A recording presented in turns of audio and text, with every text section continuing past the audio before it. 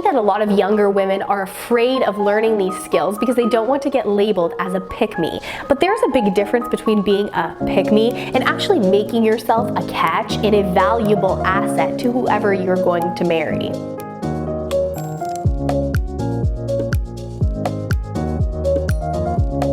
I'm sitting down for this video because we have a lot to unpack here. We are going to talk about how you can become a traditional wife from, of course, my perspective as somebody who identifies as a traditional wife. Welcome back to the channel, lovely feminine friends. Thank you so much for being here, for hitting the like button on all the videos that you enjoy, for leaving your lovely comments down below, and for hitting the red subscribe button and joining the Femininity Revolution, our sisterhood, this little corner of the internet where we talk about all things femininity, homemaking, living an elegant lifestyle, etc., etc. Now, this topic won't appeal to everybody, but I think it's important to be exposed to different lifestyles so that we have a better appreciation for the different types of feminine women in our society. Now, the term traditional wife has honestly been demonized in our society, and I have never actually met somebody in this movement, I've been a part of it for the past couple of years, that actually believes any of the things that we are seeing in mainstream media about us. Although I live a primarily housewife, homemaker lifestyle, and I've been very vocal about it on this channel, I do want to acknowledge that there are different ways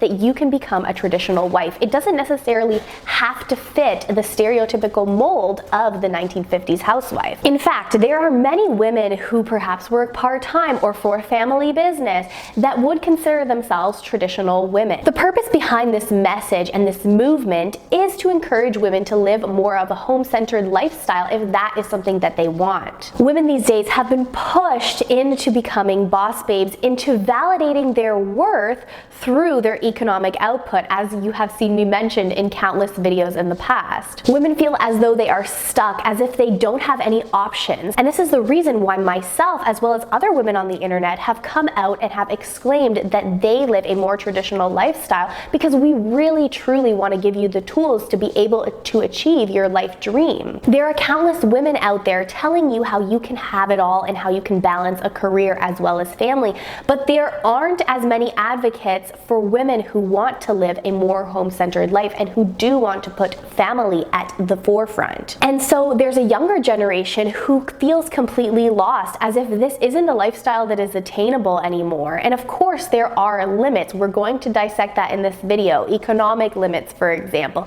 that do prevent certain people from actually becoming traditional wives, from living a more homemaker-centered life. But in the same breath, there are a couple of different ways where we can work around that, where we can actually give you resources to kind of set you on a path that will at least bring you to a point where you can live this lifestyle 50%. So to reiterate, there isn't just one way to live as a traditional wife, as a traditional woman. The purpose is to live a slower life and to live a home and family-centered life. So if those things interest you, stay tuned. We're going to talk about some of my tips, and I do want to put a little bit of a disclaimer. This isn't going to apply to everybody. These are just things that have worked in my life or those who I've met along the way who do engage in a similar lifestyle. So first things first, we have to talk about finding a husband. I really owe you a video on dating, on kind of dissecting the masculine man. I have a couple older videos on that topic, so I'm going to link those down below. But I do shy away from talking about dating because it is culturally relative to wherever you live. And I've mentioned here and there that I want to encourage you to date ruthlessly. Now, this doesn't mean that you have to have a harsh energy that you bring with you in the dating pool.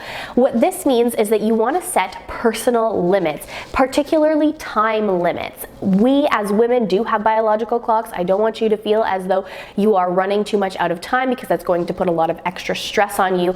But the purpose of me saying this is that you are going to want to take into consideration that you can't be wasting time with a man who doesn't share the same end goal, or who is open to being in the dating market for several more years when you picture yourself at the end of that road with a couple of kids. And another thing I want to encourage you to do is not to box yourself in thinking that you can only find a traditional husband or a more masculine husband by going to specific places. I hear countless women talking about how you can meet these kinds of men in church, which is true, but you want to have an open feminine energy to meeting these types of men anywhere. I met my husband when I was in university and he was in a fraternity. And did I ever think in my life I would marry somebody who was in a fraternity, even though I was in a sorority? Absolutely not. And speaking of masculinity, there are a couple things that I want you to look out for. The true essence of a masculine man who's going to be open to a more traditional lifestyle is that he's not going to be a quitter.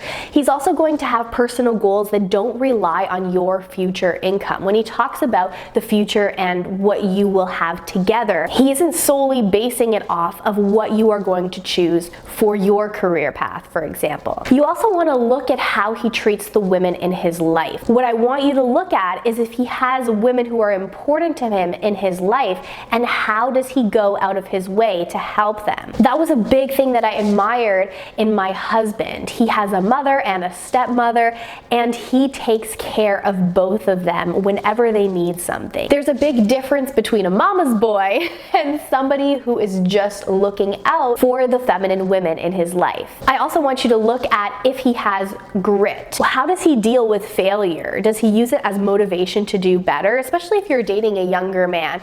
Men tend to build their character through failure, so you might see some of that along the way. And what I've also noticed in modern women is that they are so quick to try to date somebody who has achieved an unrealistic standard of success for their age. Rather, I would encourage you to look for somebody who is goal-driven and isn't afraid of doing the hard work to get there. And that doesn't necessarily equate to monetary value. The reason why I say this is that I don't want you to write off a bunch of traditional men, because as long as he is a problem solver and he has grit, there's going to be less of a tendency for him to leave you hanging and more of a drive for him to provide for his future family. So again, there's so much more to unpack when it comes to the topic of finding a husband. So eventually, when I muster the courage and the time, I will make that video for all of you. Next up, I want to discuss convincing your husband, if you're already married, to have you transition to a more homemaker-centered life, to perhaps work part-time or to perhaps quit work entirely. This is a little bit of a complicated topic. The sad truth is that we have a generation of men and women alike who just accept that women should be overburdened and should stress themselves out by doing domestic chores as well as their job. And this isn't necessarily directly the fault of the person that you have married, for example. This is just a cultural mindset. And so this is one of the biggest tenets of this channel when I talk about living a traditional lifestyle.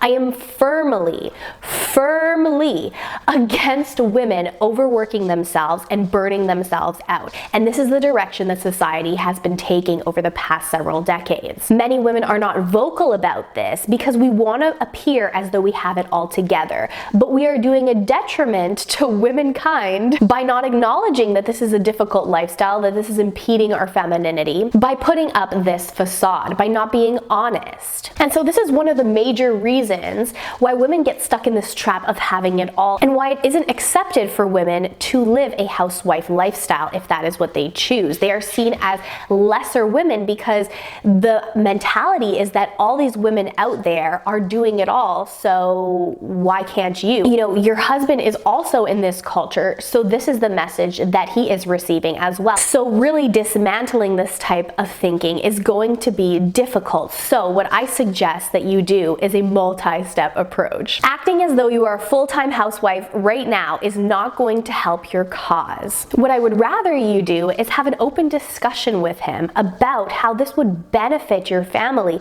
to have you work less. I also want you to focus on femininity and your own personal happiness, because if he's willing to try out this experiment, you're going to have to show that energetically this has made you a happier woman. And it probably will, but I do want you to understand that there's a big mental mindset that you have to take on when you choose to seriously incorporate homemaking as your job. Just like you wouldn't show up to your customer service job in a bad mood, you don't want to carry that with you when you are transitioning into being more full-time in the home. I also want you to look at your personal skill set, and we are going to talk a little bit about money in the next point that I'm going to bring up in this video, but what can you use to make supplemental income, for example?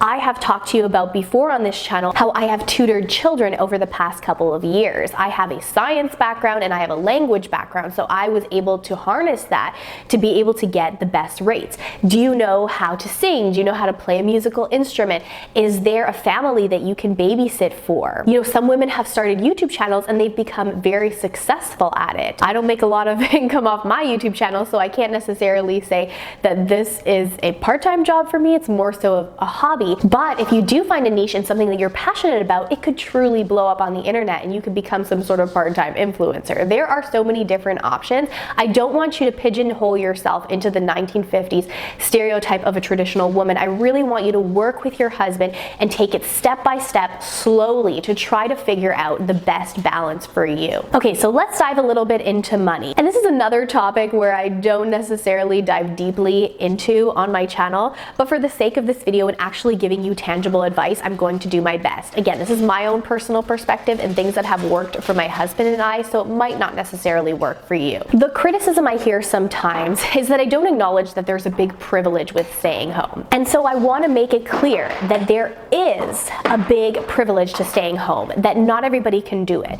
But the goal is to equip you with some tools to be able to make that possible, at least from a part-time perspective. If your husband works a flexible job or he is in an industry that is very versatile, I would highly recommend that you perhaps look into moving someplace else, moving to a location that is more affordable. If you live in Canada like me, living in Ontario has probably become, unless you live up north or you live where I live, which is a little bit cheaper, but the prices are getting higher up there, is not going to be as doable on one income, mainly for the purpose of real estate. Whether you decide to rent or whether you decide to buy, you might want to look more at the prairie provinces because those places are going to have more affordable real estate. And speaking of real estate, I want you to look at alternative avenues. Is there a house that you can buy that you can perhaps invest in and then you can sell and put that money towards another house, those kinds of things? Is there a property where you could have a basement entrance so that you can rent out the bottom portion of your house? Is it more economically feasible for you to rent based on your budget? There's no shame in doing that if you actually sit down and crunch the numbers and you find out that that is best for your family. And I also wanted to touch on the topic of frugality because it truly is a mindset. Since the beginning of my marriage, I've kept certain habits throughout time, such as shopping at consignment stores as well as thrift stores, that has continued to benefit me now. But lastly, I do want to impart you with a little bit of advice when it comes to saving money and frugality. As much as it is so interesting to find bargains, you want to make sure that you don't spend all of your time consumed with doing so. It's kind of like the simplistic example of, you know, you're cutting coupons to go to different grocery stores, but you're bouncing around to different grocery stores and you end up wasting the money that you would have saved or even wasting more money in the gas that it takes you to get to the different grocery stores. The purpose of this is to have a balanced lifestyle, to find what works best for you, what is easiest to incorporate, but will also give you a return on your money. Okay, so moving on. If you aren't married yet, or even if you are, but you're looking at having a more homemaker-centered lifestyle, you are going to want to focus on preparation. Because when you live a more traditional lifestyle, many people don't realize that you have to take it seriously as though it is a job. That's why I have continuously mentioned this fact throughout my homemaking videos, and it was really a big game changer for me. Modern culture's narrative is that cooking and cleaning, for example, is something that is so easy and so basic that it's not worthwhile for a woman to do so, that she's wasting her potential. But when you actually take the time to do these things, you will realize that it is a skill. Managing a home is a skill. If you're cleaning a home improperly, you're going to waste so much more time. And a big goal of being home is to be able to spend more time with our family and to slow down. So you don't want to take all that time that you're trying to save on using methods that aren't going to benefit you in your homemaking. I think that a lot of younger women are afraid of learning these skills because they don't want to get labeled as a pick-me. But there's a big difference between being a pick-me and actually making yourself a catch and a valuable asset to whoever you're going to marry. And to be honest, I don't really understand that insult because many women do want to get picked. They do want to get married and they want to live happily ever after. I don't understand the shame in wanting to get picked. There's a big aspect to homemaking that deals with character, that deals with selflessness. Doing those kind of mundane tasks is a very selfless thing to do. Learning to cook somebody's favorite meal is a nurturing thing to do. And I also want to go back to the 1950s stereotype by encouraging you not to try to be perfect, because again, when you try to be perfect, it ends up being the same as if you don't know any of those skills. For example, you're cleaning your house and you're wasting a bunch of time. I'm a big advocate, for example, for picking certain core meals that everybody loves, such as lasagna, such as a roast, that you can master, and then leaving those extra cooking skills, those little frilly things that you can make, as a hobby rather than trying to be perfect all around, because you're going to neglect the fact that homemaking truly is about serving people. And lastly, we have to talk about the downsides of being a traditional woman, of being a traditional wife, of being somebody who lives a home-centered lifestyle. We still live in the 21st century, in the modern world, where women like us often get put down. And so if you're actually going to embark on living this lifestyle that is not mainstream, you're going to have to develop your emotional resilience. You're going to have to filter out those negative comments. And I want you to understand that engaging in debate with many people often is pointless because they have already made their mind up about you. You want to usually try to just shut down the conversation. You know, we hear a lot about boundaries nowadays, but we often don't understand that a boundary can be simply deciding not to engage with toxic people in our life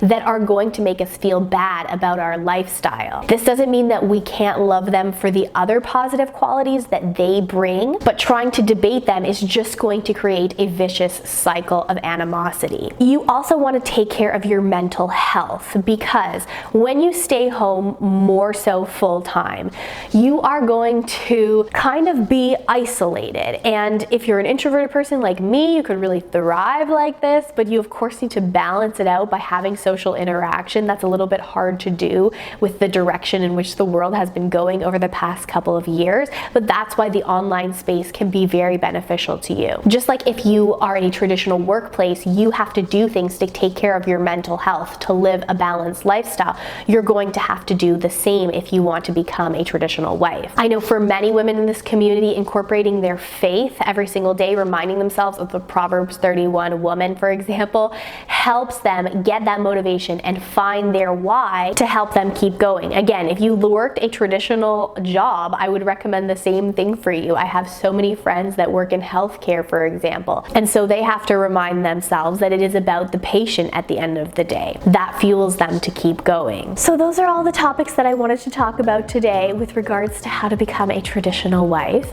If you have anything to add to the conversation, or you wanted to bring up an extra point, things that you have done that have helped you become successful in achieving this life path, or things that you plan on doing, leave them down below. If you like this kind of content, you would probably enjoy my homemaking as well as traditional women playlists. So I'm also going to link those above or down below. They will be linked. You can also go to the playlist section of my YouTube channel. Thank you once again for watching this video, and I will see you when we discuss our next topic. Lovely feminine friends. Bye-bye.